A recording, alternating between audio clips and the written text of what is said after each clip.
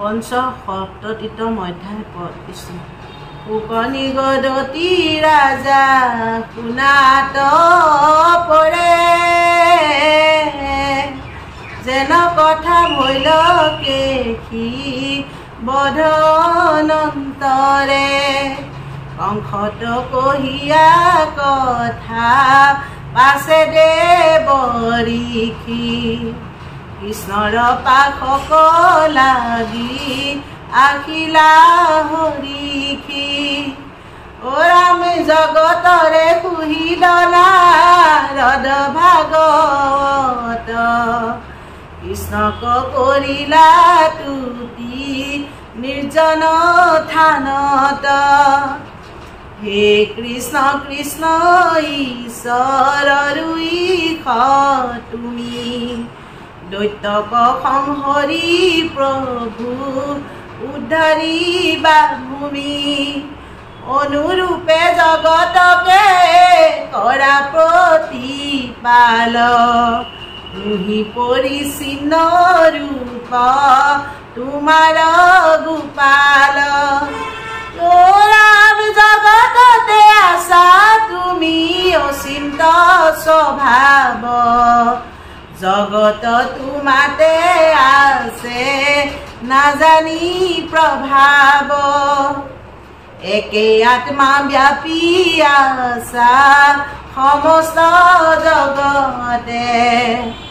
যেন এক হুতাসন সমস্ত কাষ্ঠতে অ ৰাম আছা অন্তৰ্যামী জগততে গূঢ় ভাৱে তথাপি তু অভকতে তোমাক নপাৱে যিহেতু হিয়াত আছা কৃষ্ণ কৃপাময় তাতে শেষ সমস্তে জৰ জীৱ প্ৰৱৰ্তয় যদ্যপি তোমাত কৰি জীৱ নুহি ভিন্ন তথাপিতো ভৈল প্ৰভু তোমাৰ অধীন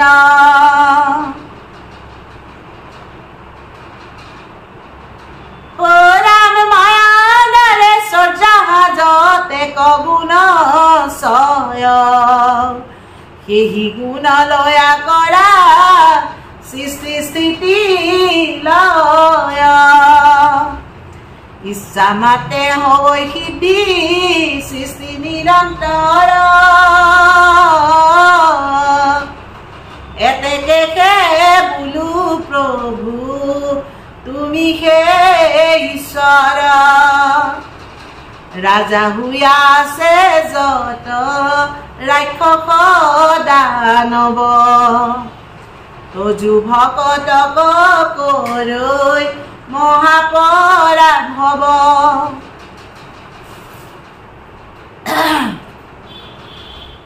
অ ৰাম তাক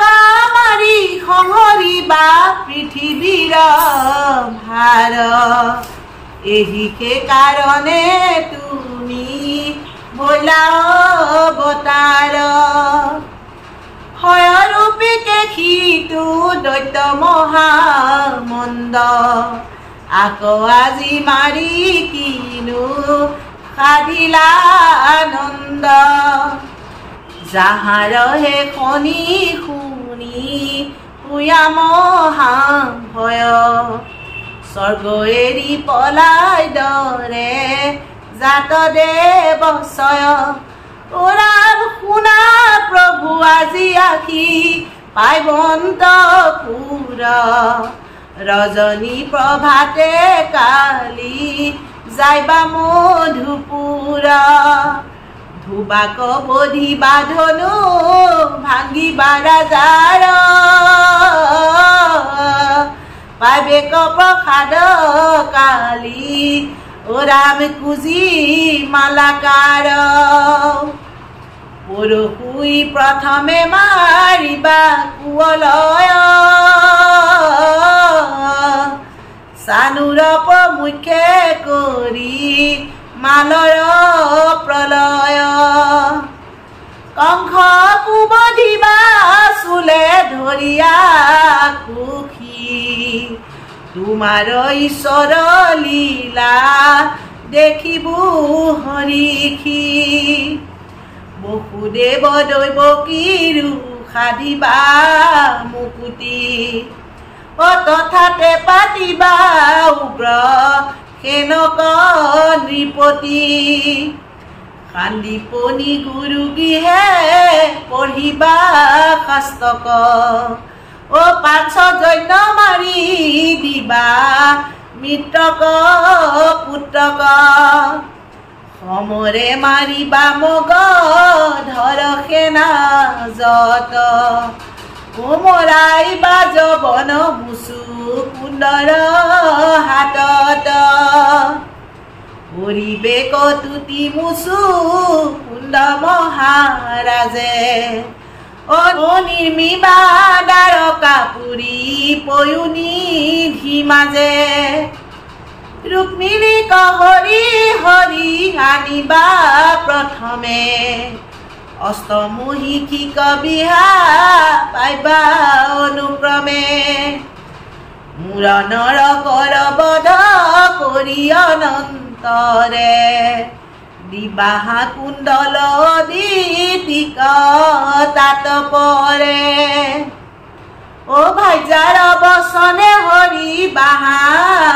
পাৰিজাত যুদ্ধত পলাইবা ইন্দ্ৰ দেখিবু সাক্ষাৎ নিক কৰিবা প্ৰেমে পৰিহাস হৈবন্ত ভয়তে দেৱী প্ৰাণতো নৈৰাশ চতুৰ্ভুজ হৈয়া তুমি তাংক আংকুৱালী ৰুক্মিণীক আশ্বাস কৰিবা বনমালী বহুবিধ কৰি লীলা জগতৰ নাহে মৰাইবা ৰুক্মক নিৰুদ্ধৰ বিবাহে বানক ৰাখিবে লাগি যুজীৱন্ত হৰে মহেশকো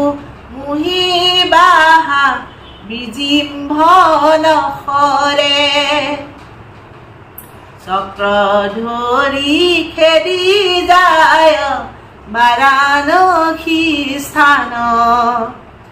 উদৰ ক্ষীণ পণ্ড কৰ তুমি লৈবা প্ৰাণ ৰাম তজু পুত্ৰ নাতি হব হৈবন্ত হৈবে কনেক তোমাৰ গৃহস্থ ধৰ্ম দেখিবু প্ৰত্যেক ভকতৰ হেতু তুমি কৰিয়া প্ৰবন্ধ ভীমৰ হাতত মৰাই বাহা জৰাসন্ধ মেলাই বাহা পৰম ভকত ৰাজাশয় নিজৰ ৰূপে দিবা দেখা তুমি কৃপাময় কৰাই বাহা ৰাজসূয় পাণ্ডৱ ৰাজাক শিশু পালে নিন্দাবাণী বুলিবে তোমাক তাৰো শিৰ কাটিবা কেশৱে কৰি ক্ৰোধ গুৰু পাণ্ডৱৰ ঘূৰ লগাইবা বিৰুদ্ধ তোমাক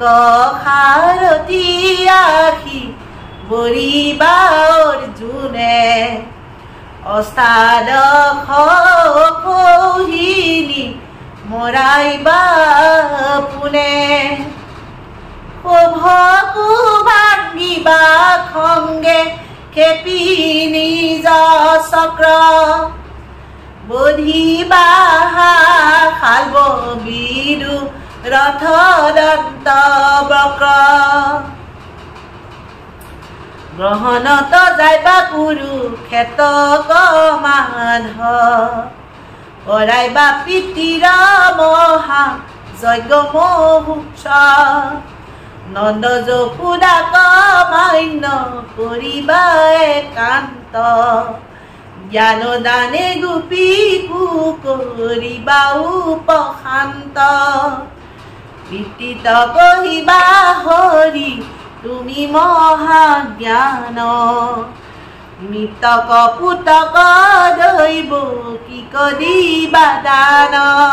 অৰ্জুনক আনি বিহাৰিবা সুভদ্ৰাক ভক্তক দেখিবে প্ৰভু যাইবা মিথিলাক সুত দেৱ জন কৰো পুৰী মনোৰথ পাইবা উপদেশী প্ৰেম ভকতিৰ পথ দিহা মাতৃক যত মৃতক কুমাৰ কৰিবা সাফল অৰ্জুনৰ অংগীকাৰ কৰিবা গোবিন্দে নিগ নৃপক উদ্ধাৰ লীলাই হৰিবা পৃথিৱীৰ মহাভাৰ যত যত লীলা চৰিবা দ্বাৰকাত সমস্তে দেখিবো নাথ থাকি আতথাত এতেকে বুলন্তে লিখি কৃষ্ণৰ আগতে উপজিলা ভকতি পৰিলা দণ্ডৱতে পুৰাম প্ৰণাম আনন্দ মূৰ্তি তুমি পূৰ্ণ কাম মায়াৰ ঈশ্বৰ কৰো চৰণে প্ৰণাম নমো নমো ঈশ্বৰ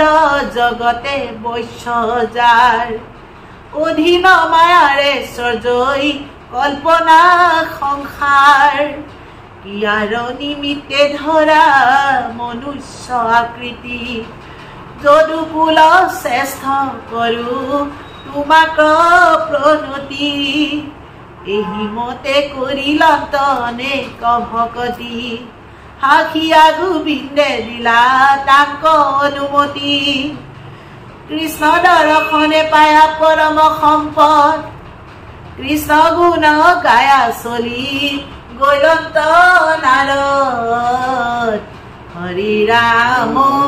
ৰাম ৰাম ৰাম ৰাম হৰি ৰাম ৰাম